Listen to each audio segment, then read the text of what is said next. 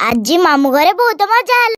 नमस्कार जय जगन्नाथ। मु आज आसी मो मामू घरे कहीं ना तांकर आज राधाकृष्ण मंदिर रे यात्रा हबार थिला।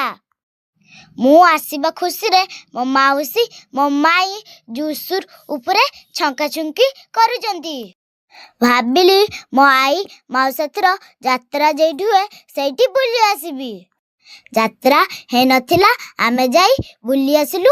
विशेष भी दुकान का पड़ी नथिला। लाइट खंचा खुंची होथिला। यह होचु राधाकृष्ण ठाकुरंक मंदिर। देखंतु मूर्ति गुड़िक केते सुंदर देखा जाउछु। आउ एठी सब वर्ष हुले यात्रा हुए। भाबिली मामू घर को जाई टिके मजा करमी। देखला बेलकु आंखर तो यात्रा आरंभ हैना। भाबिली कहीं एठी बसबी शिव मंदिर आड़े टिके बुली आसबी। मु तो यात्रा देखी पालिनी। आज मिनी ब्लॉग टी केमती लगिला।